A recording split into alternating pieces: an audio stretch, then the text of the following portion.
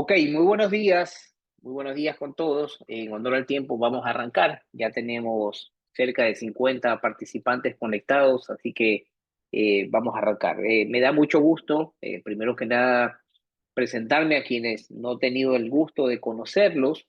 Mi nombre es Manuel Echeverría, soy el presidente de Trojan Business Partners, una empresa domiciliada en Estados Unidos pero que operamos muchísimo con diversos clientes de Estados Unidos, de Latinoamérica, principalmente de Ecuador, Perú, Colombia, donde están algunos de nuestros clientes y con mucho gusto de poder ayudarlos a ustedes a desarrollar estrategias de venta de sus productos aquí en el mercado de Estados Unidos. Yo estoy con base en la ciudad de Miami. Eh, Primero que nada, darles la bienvenida. Eh, Hemos tenido cerca de un poco más de 160 inscritos. Arrancando aquí apenas 4 minutos, ya tenemos cerca de 50 participantes. Esto demuestra un poco el interés de este tema que vamos a tratar el día de hoy. Así que gracias a ustedes por su tiempo. Eh, Quisiera saludar a todos los participantes que se han inscrito. Tenemos empresarios que se han inscrito y que se han conectado desde diversos países como Ecuador, Colombia, Perú, Bolivia. Tuvimos algunos registros de Brasil y de Argentina también. Así que sin duda, pues hay muchísimo interés, pues, y nos da mucho gusto tenerlos a todos ustedes con nosotros. Quiero también saludar y agradecer a las organizaciones que nos están apoyando o que nos apoyaron en la difusión de este webinar, y me refiero a la Cámara de Industrias de Guayaquil, Ecuador, a la AmCham Cuenca, la Cámara Ecuatoriana Americana en Cuenca, el capítulo Cuenca, a Agile Group, una empresa que desarrolla oportunidades de exportación de Bolivia y otras empresas en esta región del centro de América, de Sudamérica, y a CEIPA, que agrupa a los procesadores industriales de atún de Ecuador, una importante industria aquí en el mercado ecuatoriano, y que pues vamos a analizar justamente las oportunidades para ellos. También quiero saludar y agradecer de manera particular a los panelistas, que tengo la dicha de ser sus amigos personales también, principalmente a Francisco Rivadeneira, que va a ser uno de nuestros primeros panelistas, con quien tuve la oportunidad de trabajar tanto en el Ministerio de Comercio, en Colpey, en Ecuador, en algunos años. Bienvenido, Francisco.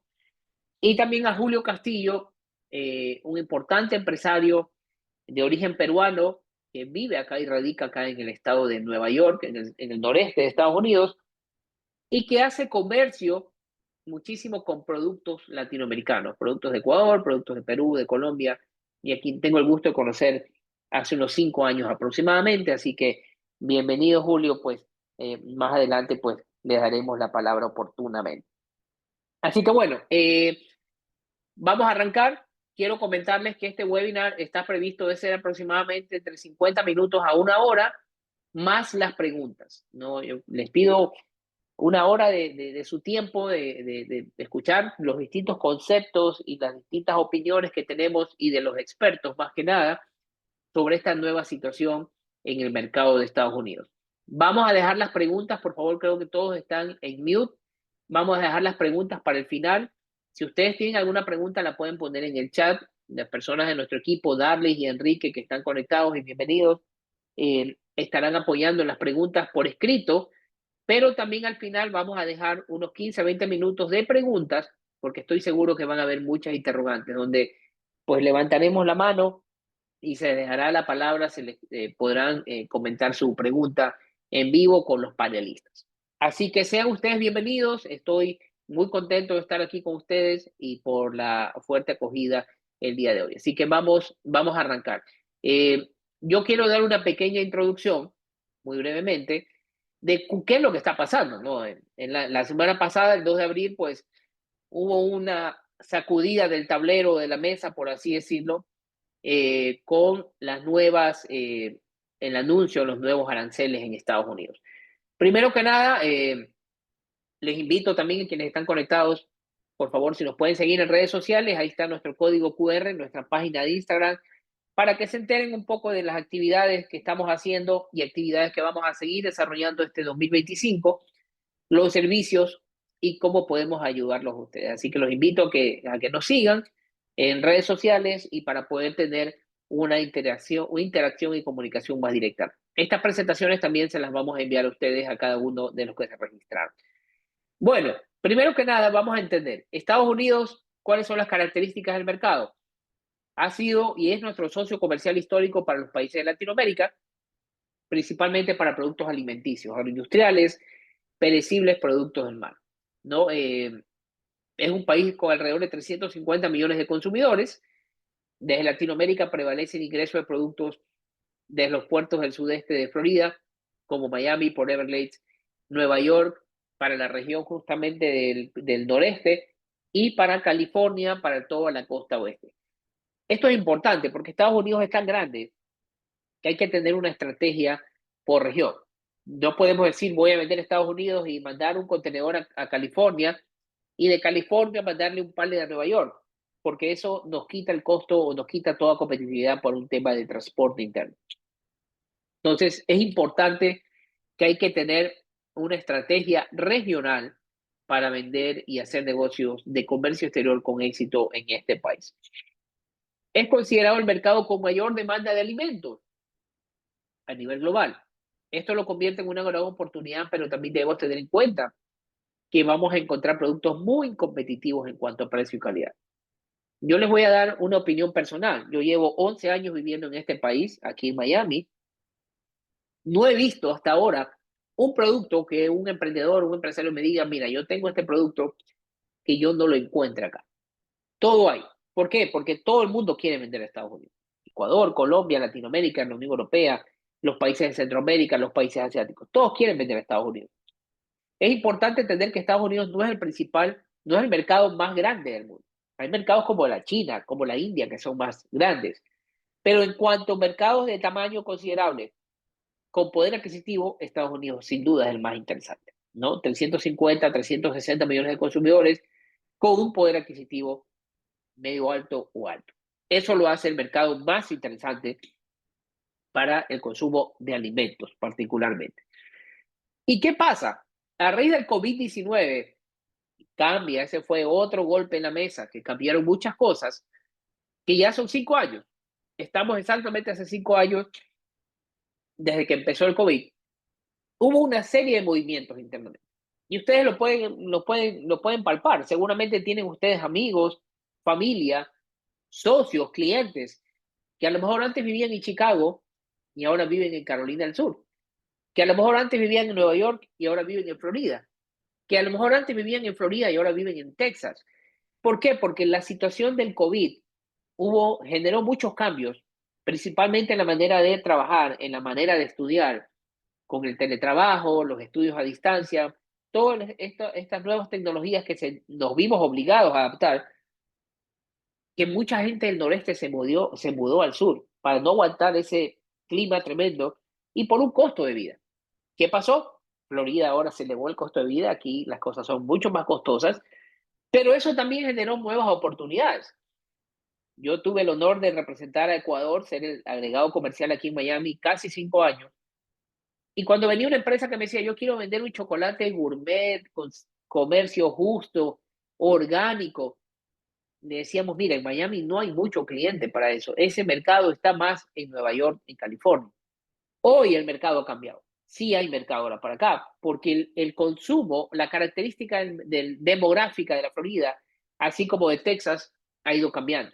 Entonces ha hecho que hay nueva demanda en esta región que probablemente hace 5 años no había. Entonces, toca tomar una fotografía actual de la realidad de Estados Unidos. Y con lo que está pasando, va a cambiar incluso esa fotografía. Esto es un mapa de Estados Unidos por estado y si cada estado fuera un equivalente a la economía en Latinoamérica. Miren, por ejemplo, estamos en Florida, Florida tiene una economía equivalente al tamaño de la economía de Indonesia.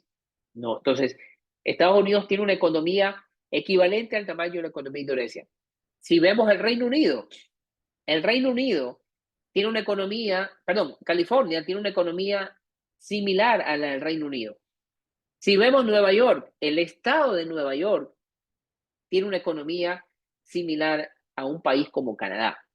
Entonces, no podemos tener y decir, quiero vender snacks, quiero vender sardinas, quiero vender productos de quinoa a Estados Unidos sin tener una estrategia por región. Cada región tiene una realidad diferente, cada región demanda distintos tipos de productos, cada región incluso el canal de distribución puede variar y los costos logísticos pueden ser mucho más específicos. Acabo de estar en Nueva York la semana pasada, por eso he agarrado un resfriado lamentablemente. En Nueva York estuvimos buscando justamente socios, warehouses, empresas de logística. Almacenar un pallet o un contenedor en Nueva York no cuesta lo mismo que almacenarlo en Florida, ni cuesta lo mismo que almacenarlo en Texas. ¿Por qué? Las economías son diferentes. Los costos de renta en Nueva York son mucho más altos que lo que son en Florida. Y Florida es más costoso que Texas. Entonces, eso es importante, hay que tener en cuenta al momento de armar una estrategia.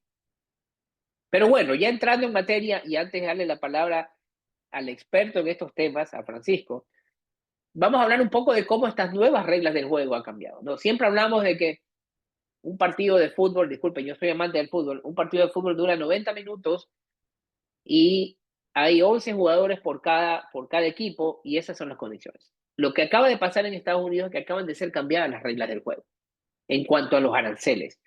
El pasado 2 de abril, el gobierno de Estados Unidos anunció una nueva política arancelaria basada en el concepto de la reciprocidad. Es decir, Estados Unidos está tomando en cuenta, dice, si mi industria para venderse a China me cobran un arancel del 40%, yo a China ahora le voy a cobrar el 35%. Si yo a Tailandia me están cobrando, o a Vietnam me están cobrando un arancel de promedio en mi industria del 70%, yo ahora les voy a cobrar el 40%. Si Ecuador me está cobrando por mis productos del 12% un promedio, ahora yo les voy a cobrar a Ecuador, así como a los otros países de Latinoamérica, el 10%. Esa es la manera como lo han tratado el tema. Y eso cambia la base arancelaria para todos. Todos los mercados se van a ver afectados o algunos beneficiados también. Hay que decir las cosas como son. Pero cambia la condición del mercado. Ya a partir de ahora, vender a Estados Unidos, las condiciones son diferentes de lo que era o de lo que fue los últimos 25 años. Quiero aclarar algo, que son aranceles nuevos, adicionales a los que pudiesen existir, que van desde el 10 al 45%, dependiendo del país de origen. Le voy a dar un ejemplo puntual. Ecuador y Colombia son los principales proveedores de flores, de rosas, para el mercado de Estados Unidos. Rosas que ya los importadores seguramente ya están haciendo sus pedidos para el Día de la Madre, que es de aquí en 3 semanas o 4 semanas. ¿Ok? La flor, la rosa, cuando viene de Colombia, tenía un arancel del 0%. ¿Por qué? Porque Colombia tiene un tratado de libre comercio con Estados Unidos, que si mal no recuerdo está vigente desde el 2005 aproximadamente.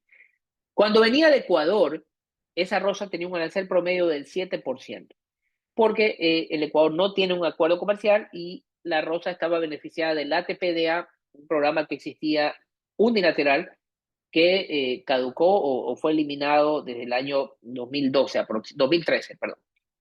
Entonces, ¿qué es lo que va a pasar a partir de ahora? Ese importador de rosa que compraba de Colombia y no pagaba aranceles, ahora va a pagar un 10%, porque ese es el arancel que le ha puesto a toda Latinoamérica, con la excepción de Nicaragua, me parece que le puso el 15%. Y la rosa de Ecuador ya no pagará el 7%, sino que pagará el 7% más el 10%, un 17%. Entonces sí, la rosa de Ecuador va a estar en desventaja en relación a la rosa colombiana, como ya lo estaba, pero a todos le elevó esa base de aranceles. Entonces eso es importante. Y lo último, antes de darle palabra a Francisco, este es el tercer evento en los últimos 25 años que podría cambiar el dinamismo del mercado y que podría incluso cambiar el sistema de comercio mundial. Solo comparado con el 9/11, que cambiaron mucho las normas de seguridad del comercio y transporte de pasajeros, de carga, etcétera, y el COVID-19, que fue hace 5 años, que cambió mucho el tema de cómo trabajamos, el trabajo remoto, compras locales y abastecerse de cerca. Porque acuérdense que el COVID generó una serie de cambios en el sistema de distribución de Estados Unidos. Muchos clientes ahora querían comprar directamente. Así que bueno, le voy a dar la palabra a nuestro primer panelista, a Francisco Rivadeneira, pero antes quisiera hacer una breve presentación de quién es él. Bienvenido, Francisco. Francisco Rivadeneira anteriormente fue el exdirector ejecutivo del Comité Empresarial Ecuatoriano, que es esta confederación de organizaciones o de cámaras en Ecuador. Fue el ex delegado y representante del Ecuador y asesor del director ejecutivo en el Fondo Monetario Internacional. Fue el ex ministro de Comercio y creador del Ministerio de Comercio. Fue el primer ministro de Comercio en Ecuador en el año 2013. Anteriormente a eso fue viceministro de Comercio y fue quien lideró las negociaciones en Ecuador con la Unión Europea, por ejemplo, y con algunos otros países dejó abiertas las negociaciones. Eh, También tuve el gusto de trabajar con él en la Corpey durante muchos años, en la anterior Organización de Promoción Comercial en Ecuador, y actualmente es asesor comercial del Banco del Austro, consultor asociado en la Corpey, asesor senior y primer miembro del Consejo Asesor de Llorente y Cuenca, representante del Ecuador ante la Cámara Mundial de Líderes Empresariales y además profesor universitario en algunas universidades de Ecuador como la Universidad Dina Simón Bolívar, la San Francisco y la Universidad de las Américas, la UNA. Sin más, quiero darle la bienvenida, Francisco, el foro es todo tuyo, por favor, para que nos puedas comentar también tus impresiones ante la nueva situación en Estados Unidos. Bienvenido. Bueno, muy buenos días con todos. ¿Me puedes, Manuel, por favor, primero confirmar que me estás escuchando adecuadamente? Todo correcto, todo muy bien. Excelente. Bueno, antes que nada, como tiene que ser, obviamente, primero agradecerte a ti, Manuel, por la gentil invitación para acompañarles en este espacio y mandar un cordial y afectuoso saludo a mi colega panelista y también a todos los que gentilmente se han unido, se han contactado el día de hoy para escucharnos. Ahí en el público reconozco los nombres de algunos queridos amigos, gente que conoce muy bien estos temas, tanto dentro del Ecuador como inclusive de la región, de las tres Américas. Entonces, con esta introducción, básicamente lo que Manuel me ha pedido es un poco que hable en términos generales sobre cómo yo percibo estas decisiones que ha tomado el gobierno actual de los Estados Unidos y cuáles serían en términos generales los efectos de lo que corresponde a esta subida del arancel a más de 180 países a nivel mundial. Entonces, desde una perspectiva de razonamiento deductivo, de lo general hacia lo particular, el primer punto que quisiera destacar es lo que de alguna manera Manuel en su introducción lo mencionó. Estamos definitivamente en un punto de inflexión. Lo planteado, lo propuesto, lo puesto en vigencia por Estados Unidos golpea primero y directamente a la globalización como la conocemos, particularmente desde la década de los 90. Esto afecta, sería el segundo golpe fuerte a la globalización después de los efectos que tuvo lógicamente la pandemia del COVID-19. Dos, esto afecta al orden, al sistema multilateral y particularmente el económico y dentro del económico en lo que a nosotros nos respecta el comercio internacional que se creó después de la Segunda Guerra Mundial. A la final se lo creó con el objetivo de buscar resolver los conflictos a través de la negociación, de llegar a acuerdos y de esa manera básicamente evitar, entre otras cosas, las guerras comerciales y que esas guerras comerciales puedan llevarnos, como fue el caso durante el periodo entre la Primera y la Segunda Guerra Mundial, una de las principales causas que nos llevaron al fin y al cabo, lamentablemente, tristemente, a la Segunda Guerra Mundial. Y entrando ya específicamente a lo que respecta al sistema del comercio internacional, que como la mayoría de ustedes deben saber, quien maneja las reglas de juego y coordina a los actores principales del comercio internacional en el mundo es la Organización Mundial de Comercio, la OMC. Lo que está en juego en este momento son particularmente uno, pero probablemente los dos principales principios fundamentales que rigen al comercio internacional de la posguerra, de la Segunda Guerra Mundial, que son sobre todo, insisto, el principio de la nación más favorecida. Y también podría ser, aunque aún no está claro, pero el presidente Trump lo mencionó inclusive cuando hizo el informe de la Unión ante el Congreso americano, el trato nacional. Recordando para aquellos que no conocen claramente qué implica estos dos conceptos, y en especial el primero, que es trascendental, el concepto de nación más favorecida implica, es algo extremadamente sencillo. Un poco lo que se busca es la reciprocidad, evitar la discriminación entre los miembros de la OMC. Ahí les recuerdo que en la actualidad más del 98% del total del comercio mundial está representado por los países miembros de la OMC. Casi todo el mundo es miembro de la OMC. Entonces, cuando se negocia a nivel multilateral en la OMC, las reglas básicamente son vigentes para casi todos.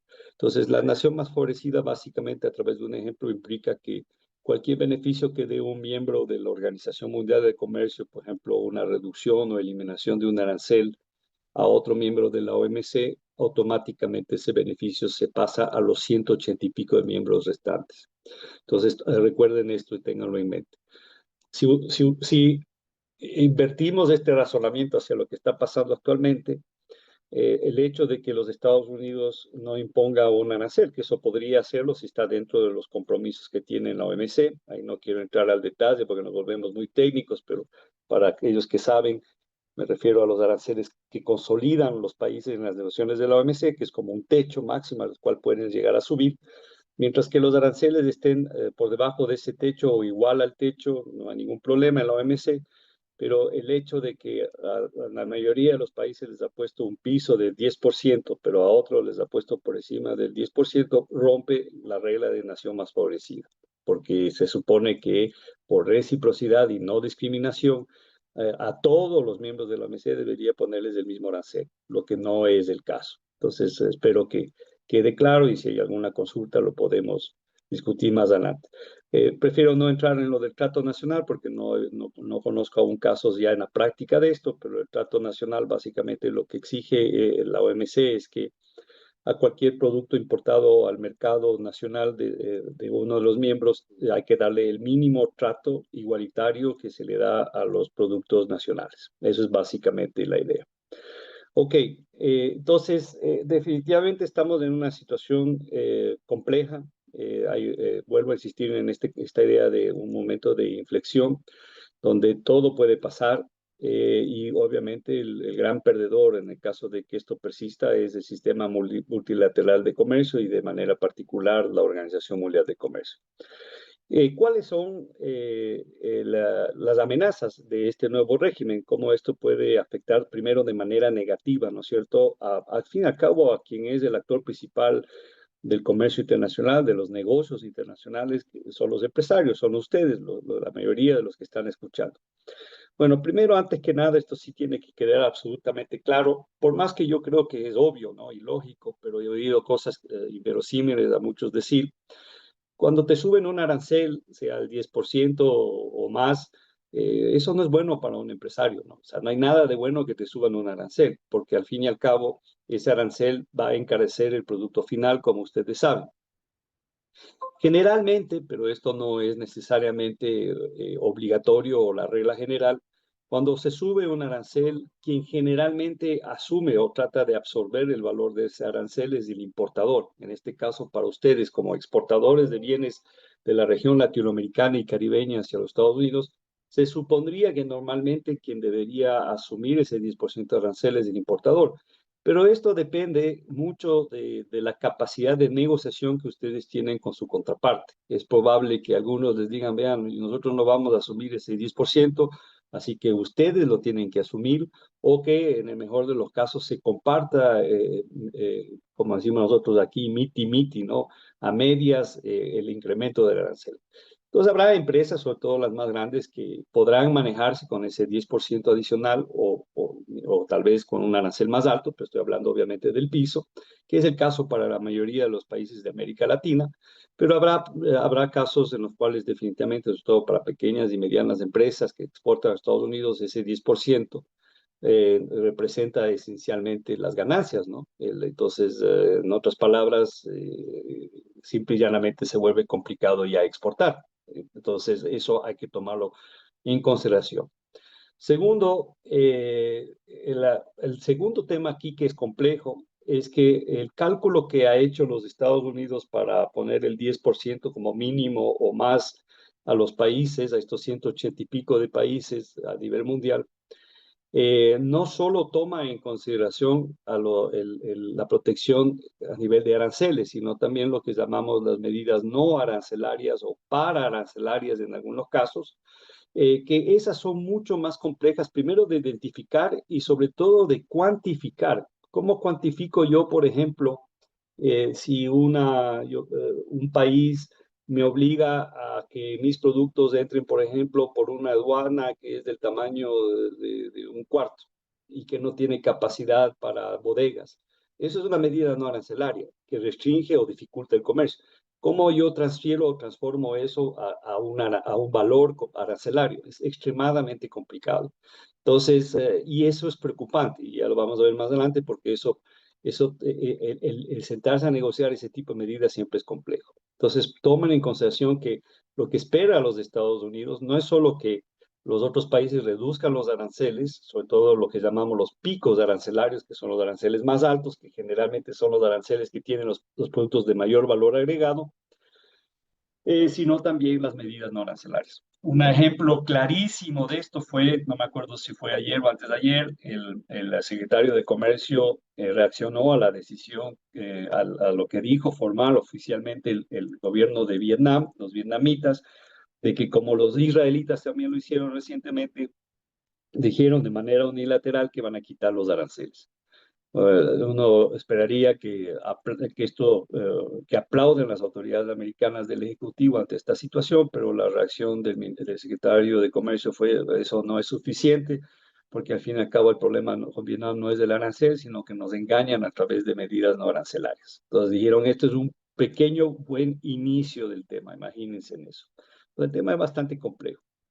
De ahí, obviamente, ¿a dónde nos lleva todo este incremento del arancel y las dificultades para llegar al mercado norteamericano, que, como Manuel lo decía y usted lo conoce muy bien, es definitivamente, como país, el mercado más grande del mundo?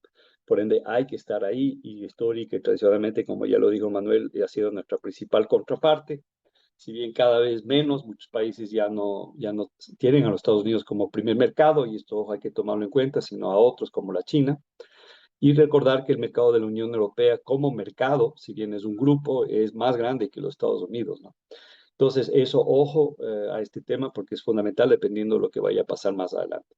Entonces, ¿cuál es el efecto o lo que se espera? Como ustedes saben, si esto, y aquí es fundamental si esto perdura o no en el tiempo. Uno es, esto definitivamente contradice, al menos en el corto plazo, lo que el mismo presidente Trump y los republicanos han planteado y que les llevó a ganar las elecciones, que era supuestamente un mejor manejo de la economía por parte de los republicanos que por los demócratas, y que, entre otras cosas, debería mejorar la calidad de vida del americano común, del ciudadano de a pie. Pero lo que esto está causando y va a causar cada vez más es obviamente un aumento de la inflación. Si bien ustedes saben, más bien la tendencia ha sido desde la pandemia a una progresiva reducción de la inflación, lo que ha hecho que las tasas de la Fed americana vayan bajando, o, como en el último caso, por lo menos se mantengan igual. Pero si sube la inflación, al fin y al cabo, ustedes mejor que nadie saben, se encarece la vida del americano común, y esto puede ser muy contradictorio. Si sube la inflación, y además, como ya lo hemos visto, se caen los mercados de valores, que también es una manera de perder poder adquisitivo, porque ustedes saben que en los Estados Unidos, Raimundo y todo el mundo juega a la bolsa, ¿no? Tengan miles de millones de dólares, cientos de millones de dólares, cientos de miles, todo el mundo utiliza la bolsa como un mecanismo para hacer trabajar su dinero, e inclusive muchos como un mecanismo para generar ingresos para su retiro. Ahorita todo el mundo se está empobreciendo, ¿no? En 3 días, los dos primeros en particular, las bolsas de Estados Unidos, en especial Wall Street, se ha ido al piso. Hay pérdidas por miles de millones de dólares o trillones del sistema anglosajón. Y ya inclusive ayer, con la reacción que hubo antes de ayer de China, de que China, en vez de sentarse a la mesa a negociar, ha dicho: nosotros vamos a nivelar los aranceles que nos está poniendo Estados Unidos con aranceles hacia los productos americanos y medidas no arancelarias. Eso también hizo que se caiga las bolsas en China y también en Europa y en el resto de Asia. Entonces, hay definitivamente una pérdida de poder adquisitivo de parte de la población a nivel mundial si esto sigue y particularmente en Estados Unidos. Entonces, ¿esto qué va a generar? Y esto es fundamental a ustedes que son empresarios. La expectativa, si sube la inflación y se pierden los ahorros y los ingresos, es que baje la demanda en los Estados Unidos, pero también probablemente a nivel internacional. Y esto, si es que perdura en el tiempo, generaría un decrecimiento, ¿no es cierto?, de la economía a nivel mundial y también de los Estados Unidos. Ya hay expertos economistas y de otras ramas que están inclusive anunciando que ya los Estados Unidos estaría arrancando un proceso de recesión, lo que sería terrible para los Estados Unidos, pero también para todo el mundo. ¿Cuándo tendremos una idea más clara de si esto es verdad o no, o si por lo menos esta va a ser la tendencia? Para los que saben, ahora a finales de este mes en Washington, D.C. se reúne el Banco Mundial y el Fondo Monetario Internacional en lo que llaman las reuniones de primavera, y ahí ellos actualizan y sacan justamente la visión que las dos instituciones tienen del crecimiento mundial y por país. Veremos qué pasa justamente con los números a raíz de lo que está pasando, pero lo que se espera es que lamentablemente sean a la baja, no hacia arriba, debido a esta situación.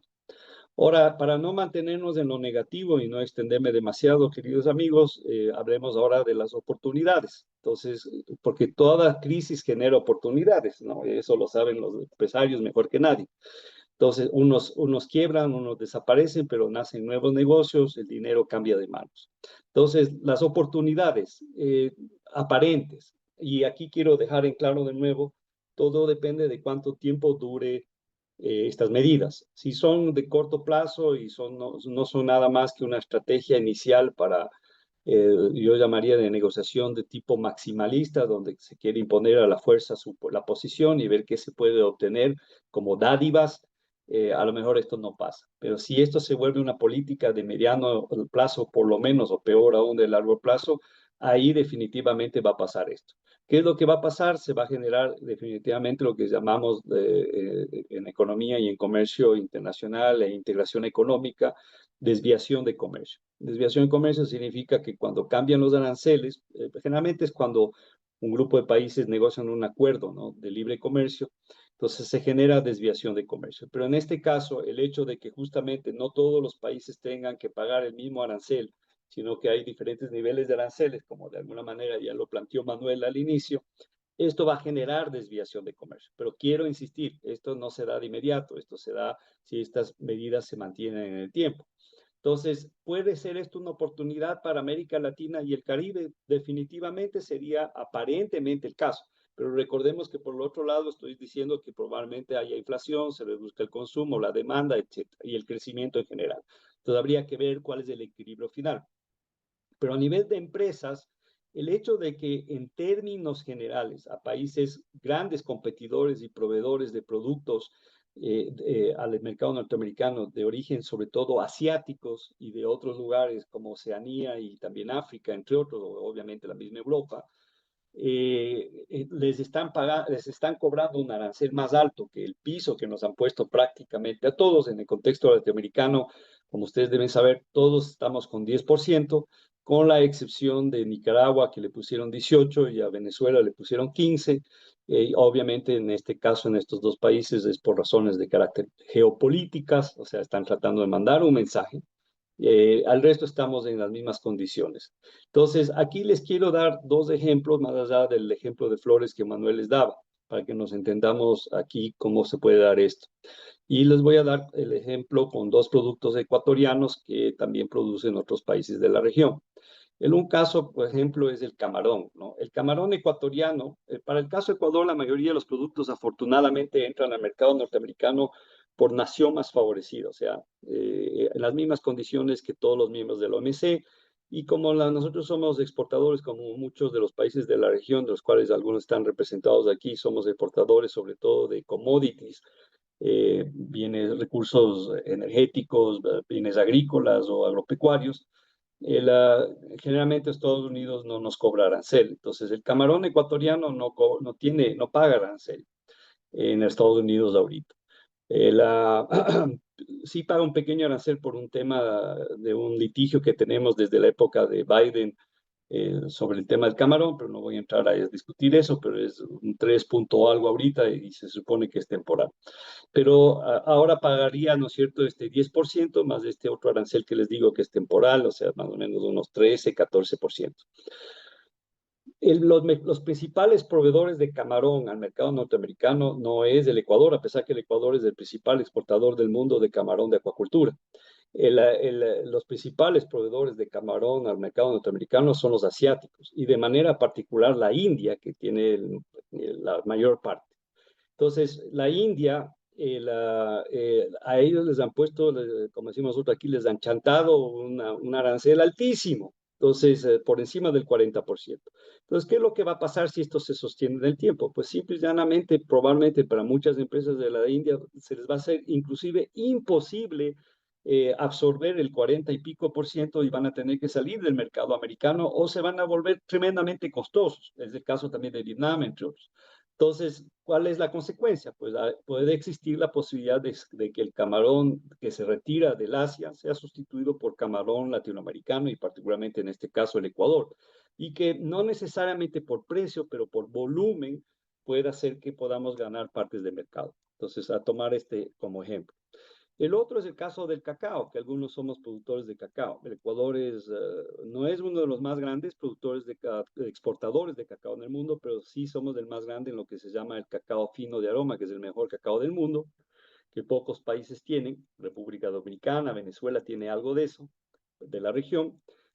Y básicamente el cacao, de nuevo, no paga arancel para entrar a los Estados Unidos porque es materia prima para la industria del chocolate, entre otros. Entonces, el cacao ecuatoriano va a pagar ahora 10%, pero, por ejemplo, nuestros grandes competidores, los más grandes productores de cacao común y corriente, es, por ejemplo, la Costa de Marfil o Uganda, ellos sí van a pagar un arancel más alto, entonces se puede generar de nuevo este tema de la desviación de comercio. Aquí quiero dejar en claro, yo sé que la mayoría de ustedes están en la industria de alimentos procesados, pero y este es uno de los efectos que tienen que tomar en cuenta. Para aquellos que están en la industria procesada, las materias primas que se utilizan en los Estados Unidos en este momento van a subir al 10%. Y eso podría ser un beneficio para aquellos que exportan esos productos procesados, porque se va a encarecer, en otras palabras, la producción en la industria en los Estados Unidos de alimentos. El mejor ejemplo de esto es el caso que justo veía en CNN el día de ayer, que le entrevistaban a una empresa norteamericana que produce café. Y ellos decían, esto es un tiro al pie, porque ellos estaban usando la palabra, they're screwing us, porque básicamente, como ustedes saben, Estados Unidos no produce café, ¿no es cierto? Entonces, básicamente, ellos básicamente se están encareciendo ellos mismos la materia prima que requieren. Lo que me deja pensando de que si por algún lado probablemente van a acelerar la reducción de los aranceles cuando ya comiencen a ver los efectos reales en el mercado americano y en la industria americana, seguramente lo primero que irán eliminando, reduciendo los aranceles son justamente las materias primas, como este ejemplo claro del cacao. Y bueno, para cerrar y pasarte la palabra, querido Manuel, y podemos seguir discutiendo en las preguntas. Entonces, ¿qué va a pasar a futuro? ¿No? Entonces, de nuevo, quiero insistir en esto de que todo depende del tiempo de la duración de las medidas. No es el mismo escenario si esto es simplemente una estrategia inicial para posicionarse en la negociación y obtener lo que más se pueda de manera unilateral, a que si efectivamente los Estados Unidos tienen pensado mantener esto a largo plazo. Que ojo, si quiere los Estados Unidos, el presidente Trump y el gobierno actual de los republicanos, lograr uno de los supuestos objetivos que tiene esta medida, que es básicamente el proteger a la industria norteamericana, traer la inversión extranjera hacia los Estados Unidos, que vuelvan a abrir fábricas, que se consuma lo americano. Esto no tiene ningún sentido si es de corto plazo. Para esto se requeriría que esto sea ya una medida de largo plazo. Entonces tomen eso en consideración. Caso contrario, esto simplemente es puro bluff, ¿no? Tendría que ser una medida a sostenerse a largo plazo, un poco al estilo de lo que se hizo en América Latina con los cepalinos, con Raúl Previs de la famosa sustitución de importaciones y la protección a la industria naciente. Entonces, tomen eso, por favor, en consideración. Entonces, ¿qué implica esto? Primero, ¿cuál es un enorme perdedor de esto en esta situación? Son, como lo dijo Manuel, con el ejemplo de las flores, los que tienen acuerdos de libre comercio en Estados Unidos, porque de pronto aquellos que negociaron el acuerdo y no pagaban arancel, ahora están al mismo nivel para sus productos, porque van a pagar por lo menos 10% que otros productos de la competencia. En otros casos sí van a tener ventaja porque ellos parten de cero y van a pagar 10, y los otros que sí pagaban arancel van a pasar de lo que pagaban en arancel a 10% adicional, que ese es el caso, como lo mencionaba, las flores, en el caso de Ecuador. Nosotros no tenemos acuerdo de libre comercio, lamentablemente, con Estados Unidos. Colombia y Perú sí, negociamos con ellos inicialmente, pero nos salimos al final. La mayoría de nuestros productos no pagan arancel por nación más favorecida, pero como lo decía Manuel, las flores pagan cerca de 7 a 8%, dependiendo de las variedades. Entonces, eso quiere decir que ahora vamos a pagar 18%. Los colombianos van a pagar 10%. Entonces, van a mantener en términos relativos su competitividad relativa en base a la diferencia arancelaria. Otro ejemplo más radical, que creo que Mónica Maldonado está conectada aquí, es el caso del sector del atún, ¿no? En el sector del atún, el Ecuador está fregado porque nosotros para ciertas subpartidas del atún, como sobre todo el atún en lata, pagamos un arancel ya ahorita muy alto. Entonces a este hay que sumarle un 10% más, entonces eso complica definitivamente el negocio. Entonces, por ejemplo, todo lo que es el atún en agua, pero sobre todo con aceite adentro, es muy costoso. Entonces eso va a tener una afectación al mercado. Afortunadamente para nuestros amigos atuneros del Ecuador y ojalá de otros países de la región, nosotros tenemos acuerdo de libre comercio con la Unión Europea, como lo mencionó Manuel cuando iniciamos, y más del 60% de lo que, si me acuerdo bien, del atún ecuatoriano en lata se va para allá. Si hay algo me está diciendo Mónica. Muchas gracias, querida Mónica. Entonces, eso para que lo tomen en consideración. Y finalmente, el tema más preocupante, a mi opinión, ya en términos prácticos, y con esto cierro por el momento, es, bueno, ya esto es una realidad, están instalados los aranceles, entonces, ¿ahora qué? ¿Qué hacemos nosotros? Entonces, la preocupación que yo tengo y mucha gente que maneja estos temas es, bueno, ¿y cómo procedemos para llegar a un acuerdo con Estados Unidos cuando son 180 y pico de países que están en la misma situación? Los Estados Unidos no tiene la capacidad, como cualquier país del mundo, para sentarse a negociar de manera bilateral con 180 países. Es imposible, simplemente imposible. Entonces ahí, ¿cuál es la estrategia? No tengo la menor idea, pero me imagino que lo que ellos van a querer hacer, que en la práctica es lo que les interesa, es sentarse a obtener concesiones de los principales exportadores al mercado norteamericano. Entonces, ¿se van a sentar con quién? Con la Unión Europea, que la Unión Europea ayer bajó el tono, ya no habló de esa, no, a la diferencia de China, no lanzó sanciones, o sea, retaliación subiendo las sanciones, sino más o menos dijeron, sentémonos a negociar y veamos qué podemos hacer, por lo menos en lo que son lo principal que exportan entre ellos, que son los productos procesados. No hablaron de commodities porque no les conviene, eso es súper protegido en los dos mercados, sobre todo en los bienes agrícolas, pero sí bienes industriales, etcétera. Veamos cómo podemos ir hacia cero arancel, como una manera de entablar un proceso de negociación. Pero entonces, eso es lo que va a pasar. Se van a sentar a negociar con la Unión Europea, se van a sentar a negociar obviamente con China. No creo que con China se mantenga la situación así, pues sería dramática. Ya en el pasado, con el mismo presidente Trump y con Biden se sentaron a negociar cuando hubo esta situación. Con Japón, con Corea del Sur, con los grandes, ¿no? Obviamente Canadá y México es un caso aparte porque ellos están dentro del contexto del acuerdo actual entre los tres países, y hay otro tipo de aranceles que les afecta, como el del acero y aluminio que fue anterior. Entonces, si es que el tema se vuelve así, países como los nuestros van a estar a la merced de lo que se decida con los grandes. Lo que sí no implica, y con esto ahora sí cierro, es que el Ecuador, Argentina, bueno, Brasil, Argentina, México son más grandes, pero el resto, que somos más pequeños, tenemos que inmediatamente presionar a nuestros estados para que comiencen a hacer acercamientos diplomáticos con el gobierno americano. Recuerden que esto no es un tema meramente comercial, es político y geopolítico, entonces hay que hacer un acercamiento al Departamento de Estado y también a la Secretaría de Comercio, para lograr, y el USTR, que maneja los temas de negociaciones en los Estados Unidos, para tratar de rápidamente buscar una solución a esto. Lo que no va a ser fácil, porque vuelvo a insistir, es facilito bajar el arancel, es una decisión sencilla, dolorosa, pero sencilla. Otra cosa es sentarse a negociar medidas no arancelarias. Muchas gracias. Francisco, muchísimas gracias. Gracias por tu intervención. Creo que ha sido bastante claro de cuál es la nueva realidad del comercio aquí en Estados Unidos y cómo esto puede afectar no solo el comercio con Latinoamérica, sino a nivel del comercio global. Así que te agradezco mucho. Te invito a que te quedes, por favor, hasta el final para las preguntas. Y ahora, pues le doy la palabra a Julio Castillo, nuestro siguiente panelista. Que está conectado desde Nueva York, desde New Jersey. Él es un empresario, voy a hablar un poco de él. Bienvenido, Julio. Él actualmente es el fundador y presidente de Mega Business Corporation, fundador y presidente del Campo Foods, es una marca que vende productos latinos en el mercado de Estados Unidos. Usted lo encuentra aquí en los supermercados latinos, principalmente los productos de él.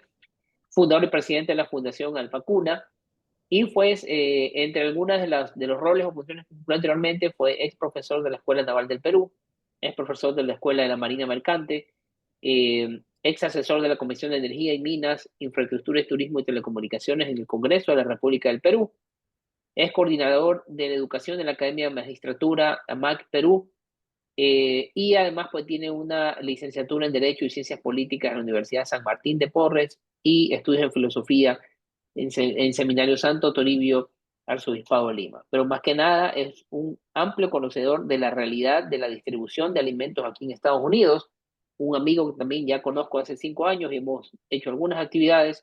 Así que bienvenido, Julio, adelante, el foro es tuyo y coméntanos un poco cómo ves tú como distribuidor, como importador de alimentos esta situación y cuál es el rol en sí que tu empresa cumple para que los productos de los diversos empresarios que están conectados aquí lleguen a las perchas en las tiendas, en los supermercados. Bienvenido, Julio. Gracias, muchas gracias, Manuel. Gusto de saludarlos a todos. Gracias por tomarse parte de su mañana para escucharnos. Saludos a don Francisco, nuestro ministro invitado. Un placer escucharlo y aprender de ustedes, señor ministro. Voy a tratar de ser breve, porque son 20 minutos, ¿no? Para empezar, van 2 días que no duermo, hermano, por la culpa de los aranceles. Así que no es tan fácil este tema, ya lo han abordado ustedes dos. Está muy inestable el mercado. Nadie quiere decidir nada, nadie quiere tomar dinero para nada y veremos qué pasa. No quiero entrar en el campo de la especulación.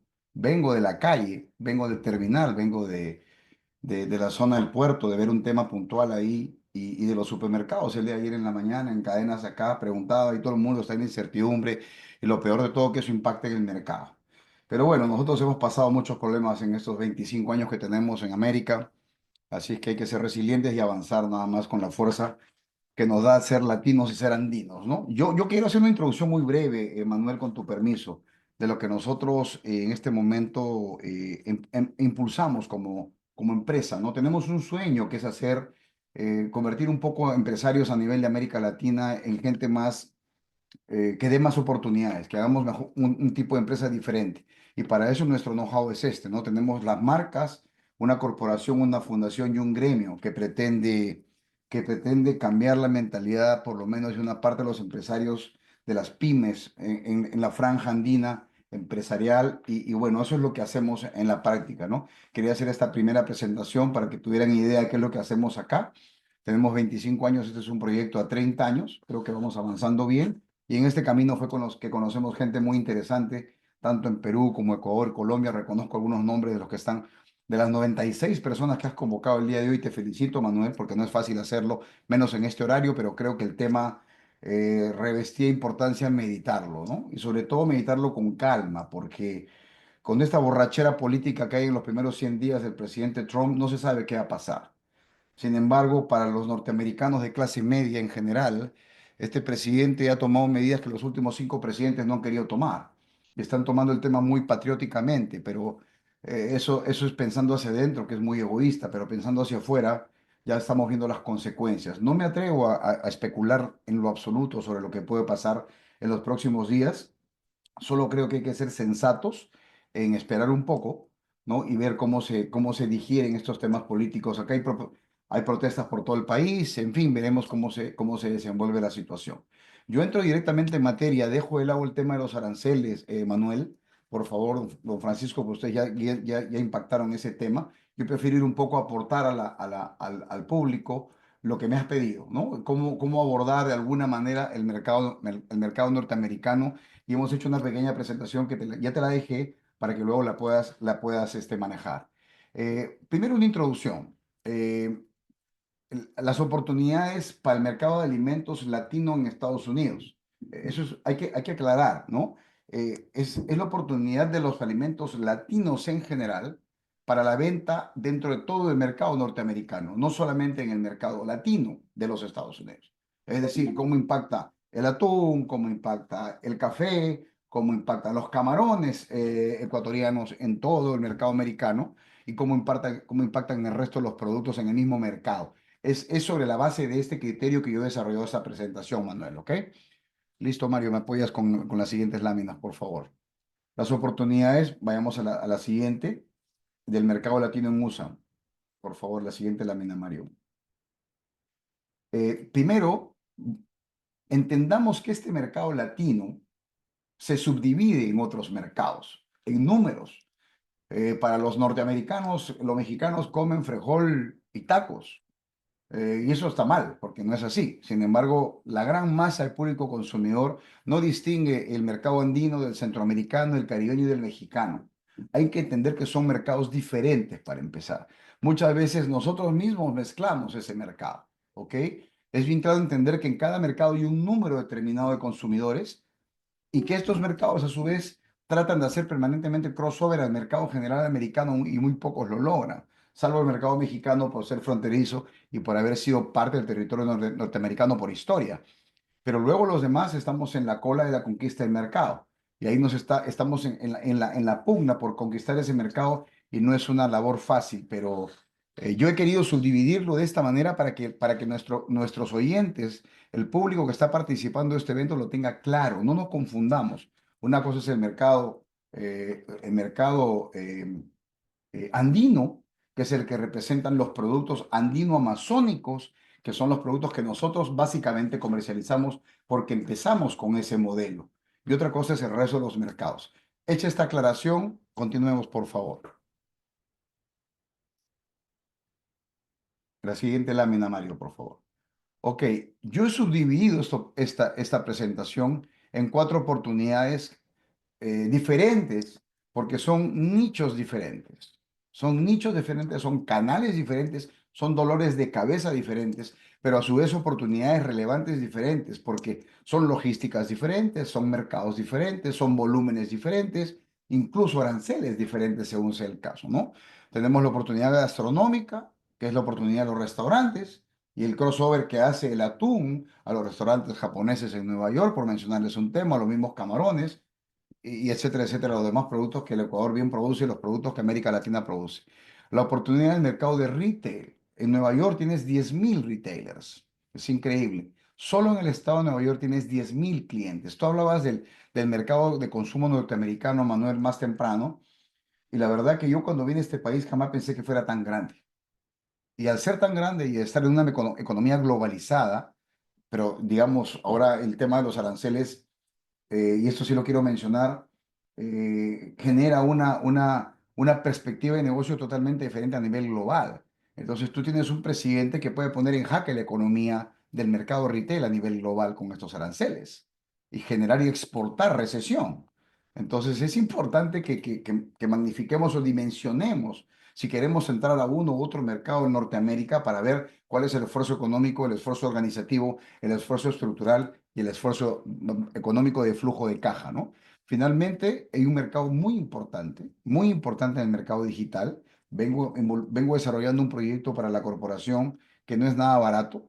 Vamos a tratar de llegar también, independientemente del retail, al mercado de e-commerce, porque es un mercado creciendo 4 o 5 dígitos al año y que creo que en algún momento vamos a tener la gran mayoría de personas que hacemos marca que trabajar de esta manera parte de nuestras ventas. Y finalmente el mercado de distribución a nivel nacional. Yo creo que son los cuatro canales en los cuales se reparte la posibilidad de poder llegar a este mercado. Obviamente sujeto a cualquier tipo de pregunta o interrogación que tengan al final de la presentación. Sigamos, Mario, por favor. En la gastronomía, el otro día, hace poco, en una conferencia que daba yo en una asociación de chefs, lo mismo dije en la oportunidad que me diste tú, Manuel, de explicar en Quito qué oportunidades veíamos para la gastronomía nuestra. Y yo le decía a los chefs peruanos, hagan un blend, hagan un blend, porque la gastronomía ecuatoriana es buena, también es robusta. La peruana ya sabemos cuáles son sus fortalezas. Pero yo creo que si hacemos un blend de todo, Perú, Ecuador y Colombia, tenemos una carta mucho más rica. Y a pesar de que yo soy peruano de nacimiento, el mercado acá está muy ávido de todo. Y ojo que la gastronomía en parte es cultura y es historia también. Y tenemos una historia común positiva. Entonces, eso es una alternativa en la oportunidad gastronómica, que es la que finalmente lleva las marcas y lleva los sabores y los aromas a los demás mercados dentro del gran mercado norteamericano que todavía ignora y desconoce la gastronomía de nuestros países. Esa es la primera fuente, digamos yo, es lo que yo opino de entrada para el mercado de comercialización de alimentos en los Estados Unidos. Después, acá hay un par de imágenes sobre ese evento que lo hicimos en Washington, D.C. hace unos cuantos meses. Adelante, Mario, por favor. Adelante, por favor. Ahora, en el mercado de retail, tenemos 120.000 retailers en total de grandes dimensiones en los Estados Unidos. Para que se hagan una idea, en toda Europa no hay más de 45.000. Entonces, ¿cómo podemos nosotros dimensionar en qué retail entramos? No voy a entrar en el detalle de cuántos tipos de retailers hay. Hay 18 o 19 tipos de retailers en la cadena logística y de atención en la venta retail en los Estados Unidos. Pero obviamente la oportunidad de las oportunidades está en este mercado, en este canal, en el mercado de retail, y ustedes lo saben perfectamente. ¿Qué cosa es un retail? ¿Qué cosa es un retail? Son las cadenas que venden al público directamente. ¿Qué cosas son?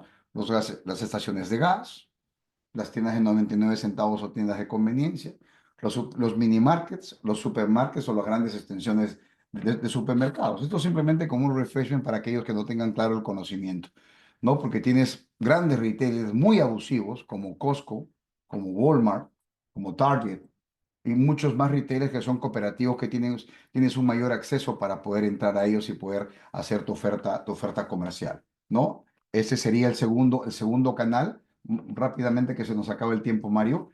Este es un gráfico muy pequeño del tema del retail, de cómo ha ido evolucionando y cuál es la proyección que tenemos, que la verdad que es bien relevante entender esta parte porque eso es tendencia y ustedes lo saben mejor que yo. Y la forma de entrar, obviamente, es teniendo una base de distribución acá y teniendo una logística mínima, que es lo que seguramente Manuel ha venido a mirar el otro día acá en Nueva York. Lamentablemente no nos pudimos cruzar.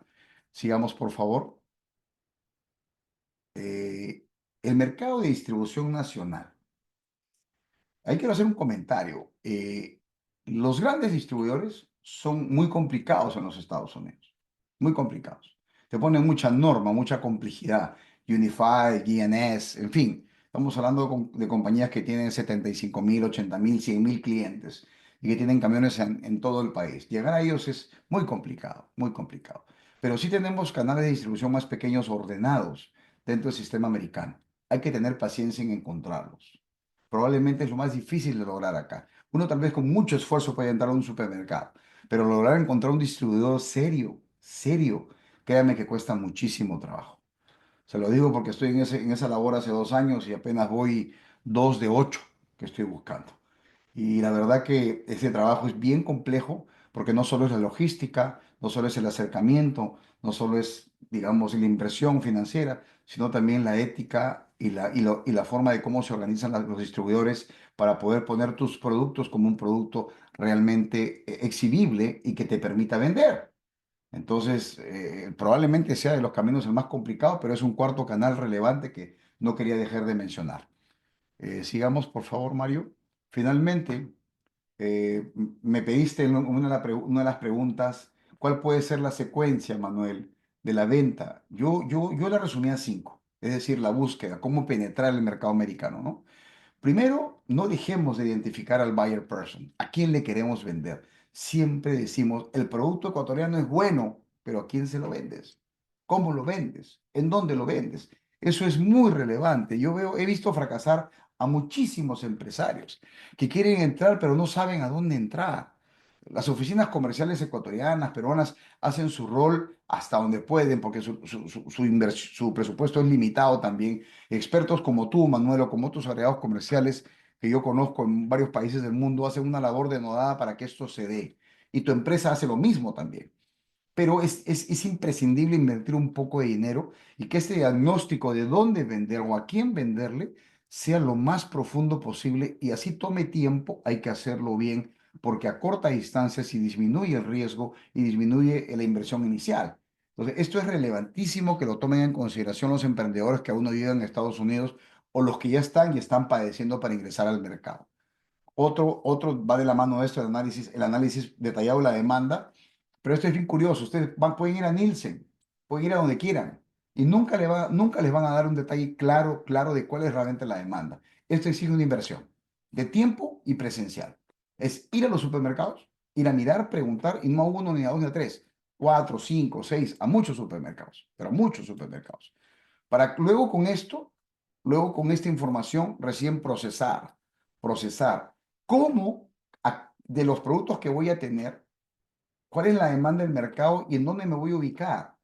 Y si voy a sacar 4, 5, 6 o 7 o 10 productos, nosotros tenemos 278 CKU, es una pesadilla lo nuestro, pero ya tenemos 25 años, ¿no? Y a mí me encantaría que los nuevos emprendedores definieran cuál es el más importante, el segundo o el tercero. Y sobre ese ranking de productos, ofrecerlos de modo estratégico, cumpliendo los dos requisitos previos. Ahora, el plan de penetración no es poca cosa. Parece difícil, una palabra muy técnica, el plan de penetración. Existen, hay formas de hacerlo. Con tramos, con segmentos, pasito a pasito, despacio, sin irse de nariz, con la piscina media llena, recorriéndose la calle, llevando las muestras. Es que vender acá no es fácil, todas las distancias son muy grandes. Y créanme que nadie lo va a hacer mejor que ustedes. Así que los que quieran emprender, vengan para acá, hagan el esfuerzo y obviamente también nos tienen a su disposición para poder ayudarlos, ¿no? Y finalmente el tema del flujo de caja, señores. La verdad que acá todo se nos ha caído la venta entre 15 y 25% después de que el amigo Trump abrió la boca el 20 de enero. Entonces todos estamos ahí alborotados, viendo cómo compensamos esta caída, ampliando ventas, ajustando los márgenes en lo posible, en fin, viendo estrategias. Pero independientemente de la coyuntura, yo les suplico que no dejen de analizar bien su flujo de caja, que es donde más caemos. Yo conozco como 4 o 5 amigos que cuando consiguieron su contrato con las empresas grandes como Walmart o como Costco, vieron el cielo. Pero esos 4 o 5 amigos ya se fueron, no duraron ni meses, en algún caso tal vez, en el mejor de los casos, un año.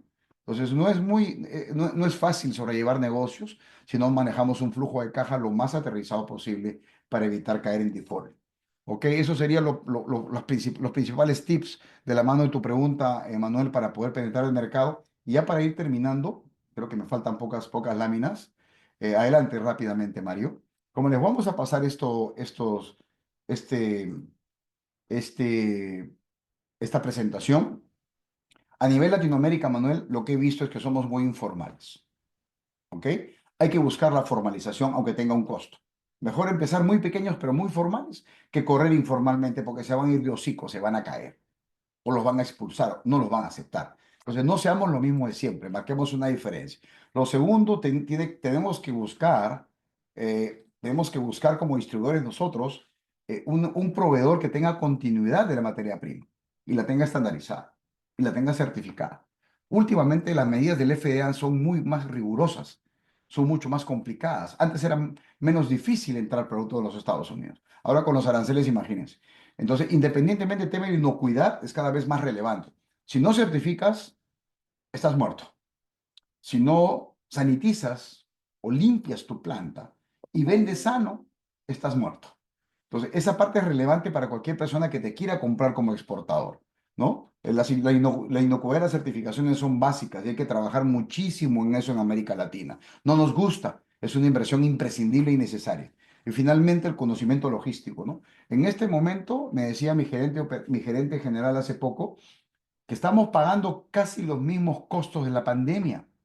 Un contenedor que antes me costaba $4.000, $4.300, un contenedor de 40 pies congelado entre Callao y Nueva York, en la pandemia subió al doble, a 8.500, 8.900. En este momento estamos pagando 7.800. Entonces, de la mano de esto, un consejo: revisen sus precios todo el tiempo, semanalmente si es posible. Ahora el incremento de precios nos gana, entonces comenzamos a vender más barato o por debajo del punto de equilibrio. Mucho cuidado con eso. Finalmente, creo que esta es la última presentación. Bueno, unos consejos relevantes ya para terminar, Manuel, y me disculpas el exceso. Primero, un buen plan de negocio. Una organización interna, la verdad, la libertad es el orden, pero digamos, yo ponía un adagio acá, ¿no? Para la organización interna, la libertad es el orden, pero con otra ropa. Es decir, si nosotros no entendemos que siendo ordenados vamos a ser más grandes, mejor no hagamos empresa. Y finalmente, hagamos la inversión para contratar, para contener y retener al buen recurso humano, al buen talento. A veces el trabajador no es lo brillante que uno quisiera, pero es leal. Hay que lograr que esa lealtad se convierta en talento. Es preferible eso. Nosotros en América Latina a veces no le damos el adecuado valor al recurso humano y lo cambiamos permanentemente. Eso no es favorable. No es favorable. Hay que hacer el esfuerzo de retenerlos, enamorarlos, ayudarlos, no tocarles el bolsillo y enseñarles lo que no saben para que te produzca lo que te tienen que producir a ti, al equipo y a la empresa. Finalmente, ahora sí creo que viene eh,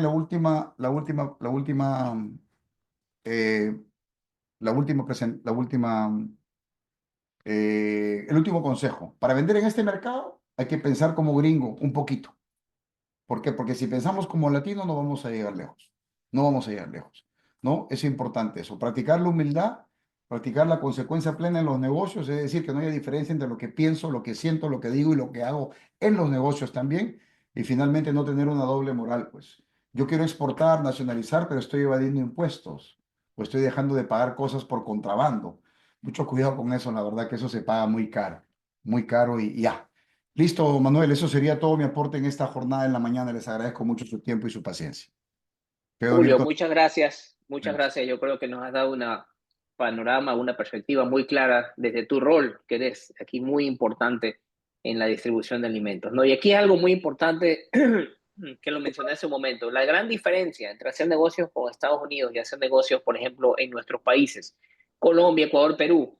Tenemos nosotros muchos clientes de Ecuador, de Colombia, Perú, que dicen: oiga, pero yo ya vendo mi producto directamente en las cadenas de supermercados. Claro, el canal de distribución es diferente. En nuestros países latinoamericanos, los canales de supermercados compran directamente desde el proveedor, desde el fabricante. Acá en Estados Unidos el canal es diferente. Aquí hay que ir a través de un distribuidor, empresas como la tuya, Julio, u otras empresas que existen, que son especializadas, ¿no? Un supermercado acá tiene 50, 60 distribuidores. Uno que le maneja seafood, otro que le maneja pescado fresco, otro que le maneja chocolate. Entonces, con eso son los que hay que hacer. Gracias nuevamente, Julio. Está muy claro. Yo voy a hacer una última presentación muy breve antes de dar paso a las preguntas. ¿Me confirman si están viendo ahora? Sí, ok. Bueno, ya con lo que hemos visto, algo muy importante, ¿no? Para hacer negocios en Estados Unidos se necesita tener aliados comerciales o aliados estratégicos. Me refiero a que hay que tener proveedores logísticos, almacenamiento, distribución, puntos de venta, empresas que los ayuden a ustedes a hacer negocios para poder llegar a esta tienda. Tal como lo mencionó Julio. Muchas veces algunos clientes dicen: yo quiero vender a Walmart. Cuidado, Walmart puede ser su mayor anhelo, pero también puede ser su mayor frustración porque tiene requerimientos en cuanto a volumen, tiempos, formas de pago, que a lo mejor no son los necesarios para su empresa. Hay que analizarlo. Hay muchos otros retailers o distribuidores que se especializan, por ejemplo, en food service, restaurantes. Pero para llegar a toda esta gente, usted necesita un equipo de trabajo, necesita proveedores logísticos, necesita alguien que lo asesore y que le diga quién me puede hacer la entrega, quién me va a nacionalizar el producto. Necesita asesoría en todo el apoyo en el FDA y todos los requerimientos en el FDA, ¿no? Entonces, necesita gente que los ayude a vender. Nosotros ayudamos en toda esta parte. Ya con orgullo estoy representando esta empresa casi 8 años. Este año cumplimos 8 años. Estamos con base en Miami, pero también tenemos representantes en California y Nueva York. De hecho, aquí nos está acompañando Cristina también, que ya está desde Nueva York. Y ayudamos, somos ese socio comercial natural para las empresas de Latinoamérica que quieren hacer negocios aquí en Estados Unidos. Y dentro de eso, yo les quiero comentar, bueno, aquí están algunas categorías de los servicios, ¿no? Hacemos inteligencia comercial muy de la mano de la necesidad de la empresa, asesorías personalizadas en el sentido de cómo llegar a tal cliente, qué requiere, cómo debe adaptar su producto, crearles las empresas aquí, muy común a raíz del COVID, ¿no? Algún cliente le dice, de hecho, hoy en la tarde o mañana, vamos a empezar con un cliente aquí de Argentina que quiere vender ciertos productos. Y cuando le conseguimos la cita, el distribuidor nos dijo, pero está la posibilidad de venderme localmente. Yo quiero que me venda y me facture localmente. Para hacer eso, esa empresa tiene que crear una filial aquí. Lo hace un soft landing, nosotros podemos ayudarlos en eso. Es decir, hay muchas empresas que a raíz del COVID no quieren complicarse la vida con los trámites aduaneros, con la logística. Quieren que le vendan directamente en su warehouse. Entonces, nosotros damos servicios que complementan todo este tipo de ayuda. El FDA Compliance, nosotros hemos hecho más de 400 registros de empresas en Latinoamérica que quieren vender aquí a Estados Unidos. Estamos a las órdenes para poder ayudarlos, revisar las etiquetas, etcétera. Y también lo que es el desarrollo comercial de negocios. Y dentro del desarrollo comercial de negocios, yo los quiero invitar a estos eventos que vamos a hacer este 2025. Hay 3 eventos relevantes que vamos a hacer. Nueva York, una misión empresarial a la Summer Fancy Food. En Miami, a la America Food and Beverage. Y en Los Ángeles, a la Feria Global Produce. Son 3 eventos, cada uno especializado en su sector, que es muy importante estar. Ahora más que nunca. Porque esos clientes que antes estaban comprando desde Asia, ahora van a empezar a buscar nuevos proveedores. Probablemente la demanda caiga, sí, es correcto, pero ese producto, ese cliente que compraba productos de Asia ahora va a buscar una opción más económica y de mejor calidad, que es lo que tenemos en Latinoamérica. Entonces, los invitamos a que participen en estos eventos. Estos eventos, quiero agradecer el apoyo, nos está ayudando la Cámara de Industrias de Guayaquil, nos está ayudando CEIPA, AmCham Cuenca y Global Agile Group de Bolivia nos está ayudando en el tema de esta organización o estas misiones empresariales. ¿Cuáles son? Son 3 que vamos a hacer a Nueva York del 26 al 30 de junio. Vamos a visitar el puerto de Nueva York, un poco de networking también, empresas de servicios logísticos de distribución. A Julio Castillo, de hecho, es uno de los que vamos a visitar. Vamos a visitar supermercados con sus jefes de compra para conocer cómo son sus procesos. Y vamos a ir 2 días a la feria Summer Fancy Food, donde van a poderse reunir con importadores y distribuidores. La Summer Fancy Food, perdón, es la feria más grande para alimentos procesados gourmet en Estados Unidos. Esta, acuérdense, es del 26 al 30 de junio. Luego tenemos a Miami en el mes de septiembre. Tenemos un segundo semestre bastante movido aquí en Estados Unidos. En Miami es algo similar a lo de Nueva York. La diferencia es que la de Miami se enfoca más la misión empresarial y la feria, alimentos enfocados al mercado latino, principalmente. Esa es un poquito la diferencia. Fancy Food encuentra un mercado más gourmet. Miami, la feria de alimentos, es más enfocado al mercado latino. Vienen muchos clientes del sur, del sudeste de Estados Unidos, pero también vienen del Caribe y de Centroamérica. Y aquí vamos a visitar un día a la feria Food and Beverage aquí en Miami, donde van a poder reunirse con clientes. Y finalmente la de Los Ángeles, nos vamos hacia la otra costa en el mes de octubre, donde vamos a visitar la feria Global Produce, que es la feria especializada y única en Estados Unidos para lo que son frutas y hortalizas frescas, ¿no? El año pasado lo hicimos en la ciudad de Atlanta y este año va a ser en Los Ángeles. Un día de visitas previas con clientes, distribuidores y 2 días de visitas con clientes en los mercados, en la feria. No, antes de hacer unas conclusiones, y también quiero darle la palabra a una invitada que está compartiendo hoy con nosotros, a Pilar Neira de Proecuador, que está escuchando, pero solo unas conclusiones antes de ir a las preguntas. Las condiciones han cambiado, sin duda. El 2 de abril, como dijo el presidente Trump, es el Liberation Day, el día que cambió las reglas para el comercio con Estados Unidos y que esperemos no trascienda tanto y no cambie tanto las reglas a nivel mundial. Estas nuevas reglas podrían generar una reducción en la demanda de ciertos productos, es correcto, pero también un incremento en la demanda de otros productos sustitutos. Por ejemplo, si alguien ya no quiere comprar el salmón porque viene principalmente, me parece que de Noruega, que en la Unión Europea tiene un 20% de arancel, lo empezará a comprar más de Chile. O si ya no quiere comprar salmón porque el costo es más alto, empezará a consumir otra proteína del mar. Hay una oportunidad. Debido a los aranceles impuestos por regiones, Latinoamérica podría beneficiarse de un efecto de desviación de comercio desde Asia principalmente, donde los aranceles son más altos, más del 25%. Estos sectores que se podrían beneficiar son productos del mar, agroindustria, la industria plástica, mucha de la industria plástica viene aquí de Asia, cacao, textiles y confecciones, entre otros sectores. Hay que hacer un análisis caso por caso.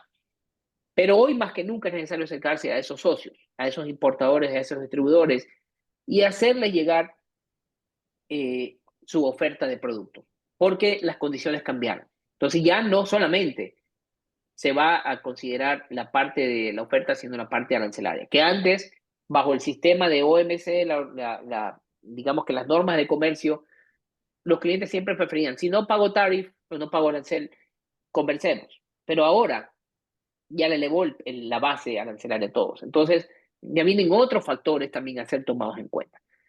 Y es importante mantener presencia en los distintos eventos comerciales en este 2025 porque los distribuidores ya iniciaron búsquedas de mejores condiciones para abastecerse. Coincidencia, la semana pasada estuve en Nueva York, estuve con un distribuidor de seafood y me decía, yo compro el camarón de la India. Esta semana está en Ecuador buscando proveedores porque dijo, es imposible con un arancel del 25 o 30%, prefiero pagar el 10% de una mejor calidad. Entonces, cambia el rol. Ahora, quisiera darle la palabra, aquí tienen nuestros datos de contacto y WhatsApp, nos pueden escribir directamente, pero pues, quisiera darle la palabra, si me permiten, y le activan el micrófono a Pilar Neira, la directora de Procuador Miami, que está aquí conectada. Bienvenida, Pilar. Me confirma si nos puedes comentar. Ahí está. Hola, buenos días con todos. ¿Me escuchan? Perfecto. Perfecto. Bueno, muchísimas gracias, Manuel. Realmente a todos los panelistas también han sido un completo y muy explícito realmente todas las...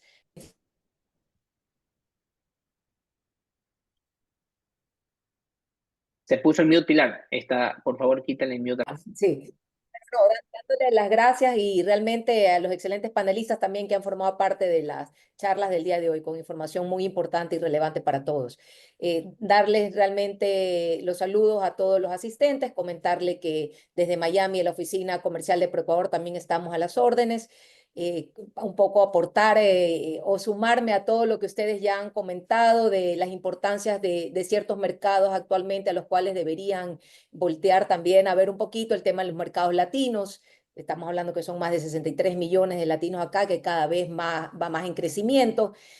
También la importancia de aliarse con instituciones, con oficinas comerciales, con cámaras, con instituciones como la tuya que les facilitan información y les pueden facilitar realmente el aterrizaje de este tipo de mercados.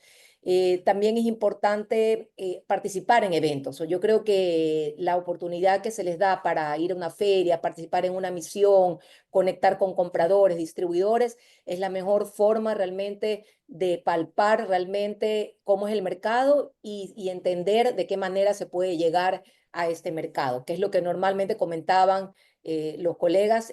A veces los empresarios se equivocan.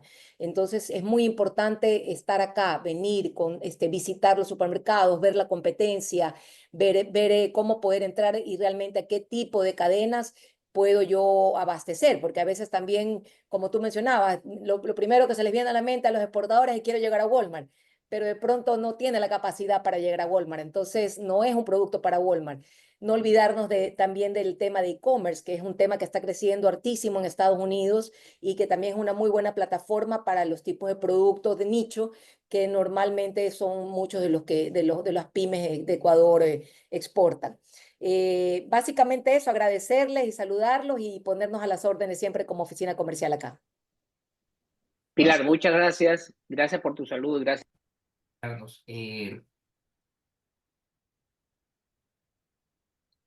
¿Me confirma si me escuchan? ¿Sí? Ahora sí.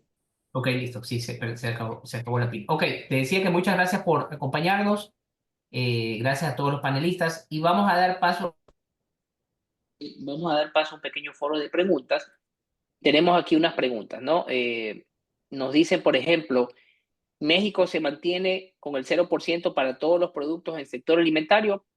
productos mexicanos tendrían ventaja competitiva sobre Ecuador. No sé si Francisco tal vez lo podrías comentar, por favor.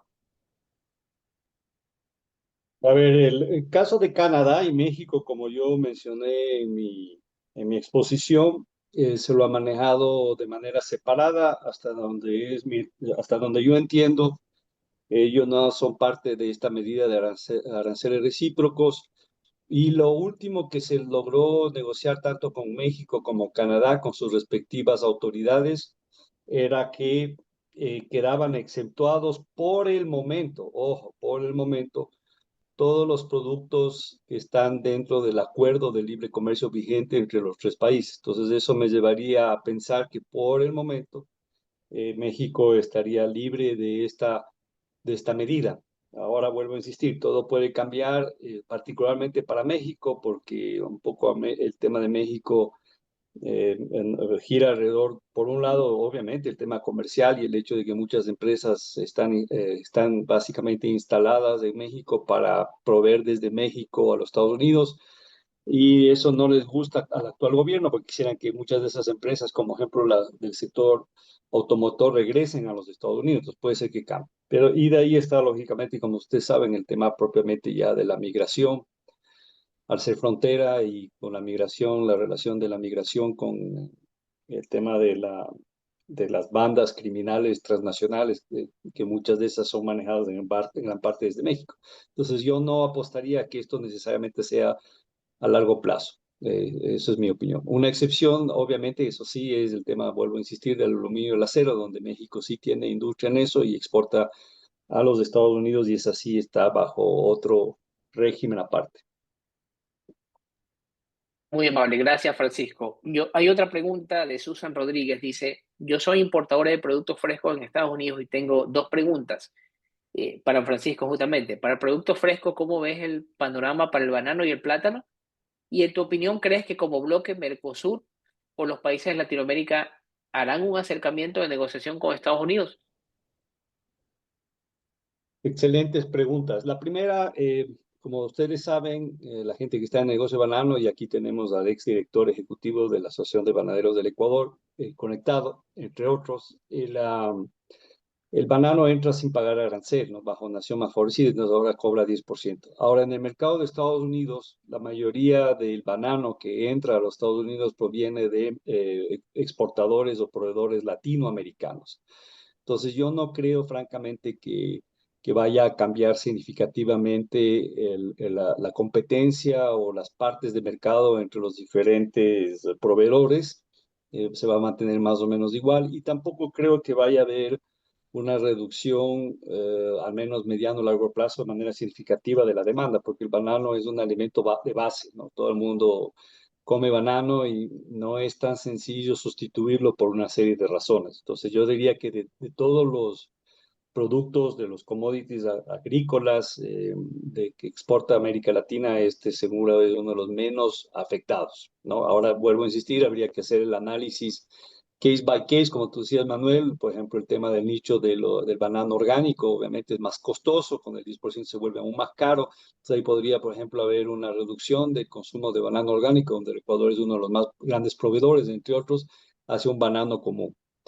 Eso en cuanto a la primera pregunta. De ahí, segundo, la posibilidad de que América Latina se organice para negociar de manera conjunta no le veo yo muy realista. Y definitivamente no le veo en absoluto realista para Mercosur, porque en este momento Mercosur realmente es difícil llegar a acuerdos dentro de Mercosur porque prevalecen ideologías y posiciones totalmente, radicalmente opuestas, ¿no? Tenemos a un Lula da Silva en Brasil, que es una izquierda progresista, ahora un nuevo presidente progresista de izquierda en Uruguay y Paraguay, y sobre todo en Argentina tenemos más bien una derecha fuerte, sobre todo representada por Milei. Entonces, no, Mercosur está medio parado. Algo se ha logrado que es una buena noticia y eso es bueno en estas circunstancias para los países de Mercosur con el acuerdo con la Unión Europea. Si bien sé que en el ámbito de la agricultura es bastante flojo, al final no hubo compromisos sustanciales ahí en ese ámbito que era de mayor interés para Mercosur. Y además, Hay que recordar que en el caso particular de Argentina, desde que regresó el presidente Milei, él ya ha anunciado formalmente y ha solicitado al presidente Trump negociar un acuerdo de libre comercio, que se supone que en estos días iban a avisar desde el USTR si eso era factible o no, que países podrían reiniciar un proceso de negociación bilateral. Yo creo que Argentina se va a ir por la vía unilateral con los Estados Unidos, bilateral más que unilateral. En lo que respecta a Lacan, no le veo a Lacan haciendo ese ejercicio, pasa lo mismo en la región. Tal vez donde están un poquito más organizados para hacer este tipo de ejercicios sería en el caso del Mercado Común Centroamericano y el CARICOM. Tal vez ahí se pueda hacer algo de manera conjunta. El resto le veo muy complicado. Francisco, muchas gracias. Tengo otra pregunta de Zulema Valladares, esa la voy a contestar yo. Dice, somos importadores de Estados Unidos en materia prima utilizada para empaques de alimentos. Zulema, gusto saludarla, está aquí conectada, para ser transportados y vendidos en Estados Unidos. ¿Cómo impactan los aranceles en materias que ingresan a este mercado? Bueno, este es uno de los sectores que yo creo que puede haber una desviación de comercio, en el sentido de que tengo entendido que muchos de estos productos llegaban en algún tema, estos materiales de empaque, etcétera, llegaban, o esta materia prima llegaba desde Asia, o llega actualmente desde Asia. Yo creo que aquí es donde va a haber una oportunidad, porque obviamente, además del COVID, que se generó hace 5 años, y que hizo que muchos importadores ahora quieran comprar localmente, ya no quieran hacer todo el trámite de la importación, manejar fletes, etcétera. Porque recuerden que también, y he estado leyendo estos artículos en estos días, a diferencia de Julio Castillo, que ha dicho que no ha podido dormir, yo sí he podido descansar, pero sí he estado preocupado por el tema, pero también hay que ver qué va a pasar con los fletes, porque los flujos comerciales podrían estar cambiando a largo plazo, ¿no? Entonces, yo creo aquí, Zulema, que puede haber una oportunidad para las empresas que son proveedoras de Estados Unidos de materiales de empaque, porque si Estados Unidos actualmente o los importadores están comprando de Asia, eso va a tener un costo mucho más alto. Y sabemos que además, Zulema, usted está en Honduras, sabemos que además el producto latinoamericano generalmente tiene una calidad superior que el producto asiático. Entonces, vamos a estar compitiendo en condiciones mejores en acceso, precio, me refiero, y en mejores condiciones de calidad. Ahora, ¿qué es lo que aquí yo creo? Hay que abrir un poco el espectro y pensar cómo venderle a estos clientes. Y yo creo que una estrategia es venderles localmente. Y eso es algo que se está dando muchísimo. Cada vez más clientes quieren que su venta sea ya puesto aquí en su propio warehouse. No quieren hacer toda la desaduanización, toda la importación. Incluso eso es una estrategia ahora nueva, porque, a ver, y voy a otra pregunta, y antes de cerrar esta pregunta, hay que pensar qué va a pasar con el canal de distribución. Por ejemplo, aquí un distribuidor margina un X porcentaje, dependiendo de la categoría de producto, que puede ir entre un 25 o un 40%, pero esos son los canales que incluso el distribuidor muchas veces ha ampliado su margen en los últimos años por los costos. Estados Unidos está mucho más costoso todo, el transporte, los servicios, la mano de obra. Entonces, hay que armar estrategias incluso de venta local para poder llegar al mercado de Estados Unidos, pero yo sí creo que en ese sector de materiales de empaques o productos que tradicionalmente llegaban de Asia, puede haber una buena oportunidad para hacer esa desviación de comercio hacia empresas de Latinoamérica. Voy a la siguiente pregunta, y aquí le quiero dar la palabra a Julio Castillo. Quisiera yo hacer una pregunta, y esta es una pregunta más bien mía que me la han preguntado algunos clientes en las últimas semanas. Julio, en tu rol como distribuidor, y sabemos que tú tienes tus marcas, hemos visto tus productos en Percha, los he visto acá en Miami también en supermercados latinos, no solo peruanos, sino supermercados latinos. ¿Cuál es la posición del distribuidor ante este incremento de aranceles? En el sentido de, sabemos que un distribuidor margina un porcentaje que está entre un 20 o un 40%, dependiendo de la categoría. Puede que algunos supermercados digan, mira, no queremos afectar la venta y vamos a tener que ajustarnos todo. No sabemos si las tiendas se van a ajustar. Un retail margina un 30, un 35%, algunos están marginando el 40%, dependiendo de la categoría. ¿Estamos en la capacidad de poder ajustar esos márgenes o es inevitable que llegue a un incremento del costo al cliente? Yo sé que va a depender del tipo de producto, ¿no? Pero ¿con qué han pensado ustedes en cuanto a esa manera? A ver, ¿me copias? ¿Me copian bien, no? Ya. Hay un tema en nuestro negocio, bien lo decía el ministro, de repente no explícitamente, pero lo decía con claridad. Hay un tema de pedagogía en esto que hay que hacer. Hay que hacer para todos, Manuel, ¿ok? Porque eso es lo que a veces menos hacemos, ser analíticos en profundidad con lo que estamos haciendo. Pili hacía una pregunta parecida, me parece leerte, Pili, ¿correcto? Ahí en el chat, ¿no? ¿Cómo hacer con el cacao? En este caso, este golpe o este viraje que se está dando nos obliga a ser más eficientes en todo sentido, pero también a hacer la pedagogía y es cuando mejor tenemos que aliarnos con los clientes y con los proveedores. En nuestro caso, Manuel, tú bien sabes, nosotros compramos materia prima, transformamos en Perú y en Ecuador, exportamos, almacenamos, distribuimos, vendemos y brandeamos el producto. O sea, conocemos todo el circuito. Por eso es que te decía que no puedo dormir, pues hermano, porque hay que pensar en qué, en que desde el campo no puedes perder la inocuidad, pero no puedes perder la eficiencia. Y quien te manufactura tiene que pensar en el producto principal y en los productos secundarios.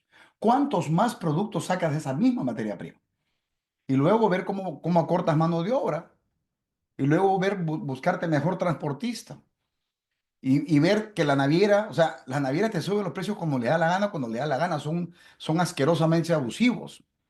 Y el otro día hablaba con un representante del Japón en el Perú y me decía que China ha construido no sé cuántos puertos, don Francisco, me educará en ese tema, 34 puertos a nivel global, pero el negocio no son los puertos, el negocio son las navieras y las naves que están construyendo para cargar toda esa mercancía a nivel global y apoderarse de la demanda interoceánica. Entonces, eso te genera una hegemonía diferente. Por lo tanto, respondiendo a la pregunta, ¿es la mejor calidad del cacao? ¿Quién lo procesa y con qué tecnología, Pili? Pero mirando al cliente que te va a comprar, porque si no sabes para qué produces o cómo produces o en dónde ahorras, no lo hagas. No gastes esa plata. Y los que estamos escasos de materia prima, lo que hacemos étnico, en mi caso, yo hago producto crossover y producto étnico, desde el Perú, desde Ecuador, ¿no? Lo que consume el mercado ecuatoriano acá, pero me fascina el cacao ecuatoriano, aunque sea de nicho, ¿correcto? Y el banano también, y los camarones también, y la albacora también. Vendo albacora, imagínate, a mí me fascina vender América Latina, pero toca ver ahora en cada etapa del proceso donde ajustamos los que exportamos. Y los que importamos, seguir un poco la pauta que te puse en la presentación. Y cuando vas al supermercado, yo le decía hoy día en la madrugada a un cliente, decía, loco, no te preocupes, porque el 10% te lo están clavando al FOB, ¿correcto? No te están clavando el 10% al transporte, tampoco al inbound transportation. Tampoco tú nos vas a subir el 10% por tu asesoría, Manuelito, por favor, ¿ah? Ya sabes, eso está prohibido, hermano. Es una broma de mal gusto, viejo. Pero ¿qué pasa? Al final el producto, si te cuesta 14 o 15 o 20 dólares en tu DDP, en tu almacén, Pili, ¿ok? En tu DDP, en tu almacén, eso el arancel te va a impactar sobre el producto FOB, no sobre el precio final. No es un costo al final. Por lo tanto, a ti yo te voy a subir el 7,56, no lo sé. Eso habrá que ver una vez que se le baje la borrachera al amigo, que ya sabemos quién es, ¿correcto? Y se terminen de pelear entre europeos, chinos y los asiáticos y los americanos. Yo calculo que eso va a durar por lo menos un mes, mes y medio, que se cumplan los 100 días del presidente Trump, ¿correcto? Y veamos cómo termina esta ola de pugnas sobre el tema de la competitividad global. Porque acá hay demasiados intereses que se han juntado y que está haciendo que Trump defienda un poco la posición de la balanza interna y que trate de sacar del hueco a los Estados Unidos y crecer con una economía, tú sabes, completamente artificial y llena de deudas. Entonces, creo que eso va a tomar tiempo en sincerarse, pero independientemente al debate público y a lo que se pueda discutir exógenamente, endógenamente nosotros tenemos que hacer una reevaluación absolutamente todo. Y ojo, mucho cuidado con los costeos. A mí me preocupan mucho los costeos. ¿Por qué? Porque las navieras te mandan sobrecostos cada 3 o 4 días y te incrementan cada 3 o 4 o 5 o 6 días. Entonces yo lo llamé a mi agente y le dijo, ¿y ustedes son unos payasos? A ti te suben el sueldo todas las semanas? O sea, no sean abusivos, pues. Ahí da ganas de apoyar a los chinos para que salgan con tus buques y bajen a la mitad los precios ¿cómo se llama? El transporte interglobal, ¿no? La verdad que da cólera porque son muy abusivos, pues. Entonces, al final, lo que era tu utilidad se reduce a un 10% porque el resto se lo lleva la naviera. Si es que no se lo lleva el FDA. Y eso pasa ¿por qué? Por no cuidar a veces algunos aspectos o algunos detalles de todo el flujo que termina incrementándose absolutamente todo. A mí no solamente me preocupa el tema de la mano de obra, la calidad, la materia prima, el producto final, la inocuidad, sino también estos costos ocultos que tú manejas muy bien, Manuel, respecto al tema de la importación y cómo evitar las penalidades y cómo evitar esos benditos sobrecostos que ya no son los de hace 20 años de 200 o 300 o $400. Ahora estás hablando de $2.500 por contenedor, viejo. Entonces, eso es lo que a mí francamente más me preocupa de todo esto, de todo este festín en el que todo el mundo se va a aprovechar. Y quien va a pagar pato es el público consumidor. Eso es lo que va a pasar, lamentablemente. Ese es Gracias, el... Julio.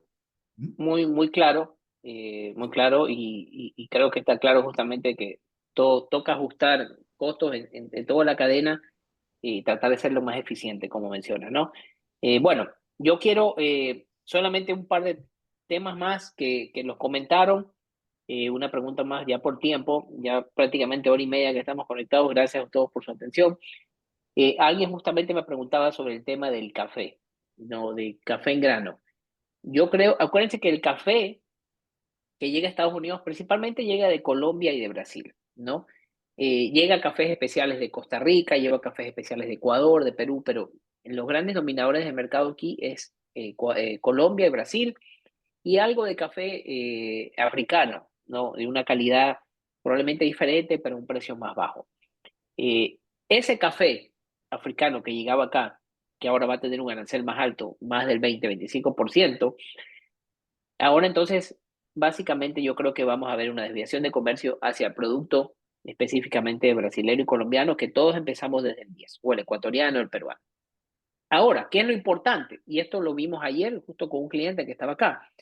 Decía, si usted quiere vender café en grano, usted está limitado a venderle a los tostadores aquí. A los tostadores, ¿ok? ¿Cuántos tostadores hay de café en Estados Unidos? Probablemente 40, 50, no lo sé. Pero si usted ya vende un café procesado, un alimento procesado, ya viene tostado, ya viene con un empaque bonito, dando una diferenciación al producto de qué, entonces ya usted ya puede venderle a distribuidores, cuyo negocio no es tostar el café, ¿ok? Y distribuidores o incluso hacer e-commerce, vender por otras características. Es decir, tenemos que pensar en que tenemos que rediseñar muchas veces para algunos sectores cómo vendemos el producto o con qué valor agregado lo vendemos para que eso genere una mayor oportunidad. Entonces, eso es muy importante. Julio, muy brevemente, ¿querías comentar algo? 30 segundos, Manuel. Ahí Sí, El señor Juan Puetate dice algo que es relevante, relevante. Y lo veo desde acá, viajando todos los meses a Perú, Ecuador, a Colombia hace 20 años. Dice, propongo a los fabricantes de productos o en capacidad de producir productos terminados contactarnos. Sugiero llegar con alianzas, joint ventures, asociarnos, agruparnos. Eso es lo que hace Europa. Eso es lo que hace la India, eso es lo que hace China, y eso es lo que tenemos que hacer nosotros. El problema es que no nos entendemos entre nosotros, ese es el problema. Y tenemos ventanas que ni siquiera colisionan, tú lo sabes, Manuel, varios productos que vienen en bajada por la temporalidad, pero no sabemos aliarnos, viejo. Ese es un grave problema. Los chiquitos no nos aliamos.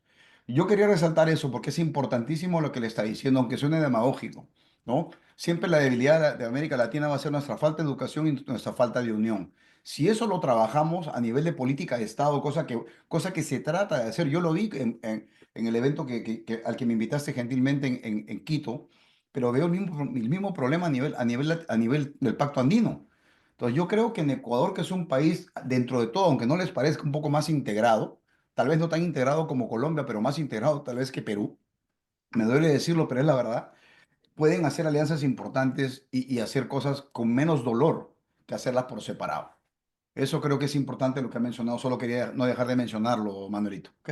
muchas gracias. Gracias, Julio. Bueno, solamente antes de darles ya un saludo final a todos los participantes les vamos a enviar las presentaciones, tanto la mía como la de Julio, nuestros datos de contacto. Yo les pasé hace un momento también el pantallazo donde nos pueden escribir directamente al WhatsApp. Estamos a las órdenes acá en Estados Unidos con nuestra oficina regional en Ecuador para manejar los clientes en Latinoamérica. Así que a las órdenes, gracias también. Yo agradezco a mi equipo, a Darlis, a Enrique, y a Samia, que están conectados también, que nos han ayudado en toda esta coordinación. Tenemos casi 90 personas, luego de 2 horas es bastante interés. Así que antes de cerrar, también agradecer a las organizaciones que nos apoyaron, y tenemos a la Cámara de Industrias de Guayaquil, a CEIPA, el gremio que agrupa a los industriales procesadores de atún, a la AmCham Cuenca, a la Ecuachamber, a la Cámara de Comercio Ecuatoriana Americana aquí en Miami, y también a Agile Group de Bolivia. Así que gracias a todos ustedes, gracias a Pilar Neira también que se conectó a dar un saludo a la oficina de Proecuador. Y antes de cerrar, quisiera darle la palabra a Francisco y a Julio, muy brevemente, un mensaje ya de despedida. Adelante.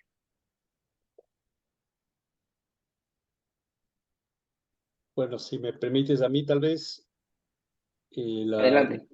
bueno, no tengo mucho más que decir, francamente, solo agradecerte, querido Manuel, por la invitación una vez más. Julio, un placer poder compartir este espacio. Creo que las 3 presentaciones fueron complementarias definitivamente, y de lo que veo por los comentarios en red, en términos generales, ha sido de mucho gusto y creo que útil este ejercicio inicial.